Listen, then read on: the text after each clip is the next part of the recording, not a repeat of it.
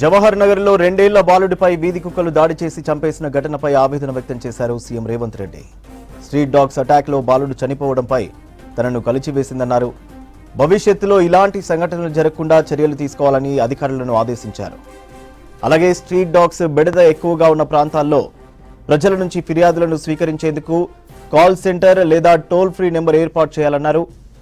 చిన్నపిల్లలపై వీధి కుక్కల దాడులకు గల కారణాలపై అధ్యయనం చేయాలని పశు వైద్యులు, బ్లూ క్రాస్ వంటి స్వచ్ఛంద సంస్థల ప్రతినిధులతో నిపుణుల కమిటీ ఏర్పాటు చేయాలని అధికారులను ఆదేశించారు. వీధి కుక్కలకు టీకాలు వేయడం లేదా ఇతర రాష్ట్రాల్లో అనుసరిస్తున్న పద్ధతులను పరిశీలించాలని సూచించారు. అలాగే జీహెచ్ఎంసీలోని అన్ని అర్బన్ హెల్త్ సెంటర్లతో పాటు రాష్ట్రంలోని అన్ని ప్రాథమిక ఆరోగ్య కేంద్రాల్లో మెడిసిన్లు అందుబాటులో ఉంచాలని వైద్య ఆరోగ్య శాఖను ఆదేశించారు.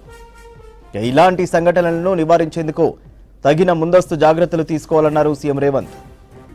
జవహర్ నగర్లో 2 ఏళ్ల బాలుడిపై వీధి కుక్కలు దాడి చేసి చంపేసిన ఘటనపై ఆవేదన వ్యక్తం చేశారు CM Revanth Reddy. Street dogs అటాక్లో బాలుడు చనిపోవడంపై తనను కలిచివేసిందన్నారు. భవిష్యత్తులో ఇలాంటి సంఘటనలు జరగకుండా చర్యలు తీసుకోవాలని అధికారులను ఆదేశించారు. అలాగే స్ట్రీట్ డాగ్స్ బెడద ఎక్కువగా ఉన్న ప్రాంతాల్లో ప్రజల నుంచి ఫిర్యాదులను స్వీకరించేందుకు కాల్ సెంటర్ లేదా టోల్ ఫ్రీ నెంబర్ ఏర్పాటు చేయాలన్నారు.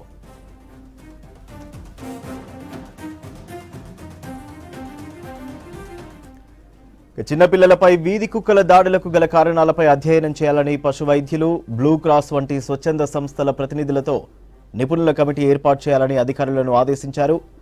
వీధి కుక్కలకు టీకాలు వేయడం లేదా ఇతర రాష్ట్రాల్లో అనుసరిస్తున్న పద్ధతులను పరిశీలించాలని సూచించారు. అలాగే జీహెచ్ఎంసీలోని అన్ని అర్బన్ హెల్త్ సెంటర్లతో పాటు రాష్ట్రంలోని అన్ని ప్రాథమిక ఆరోగ్య కేంద్రాల్లో మెడిసిన్లు అందుబాటులో ఉంచాలని వైద్య ఆరోగ్య శాఖను ఆదేశించారు.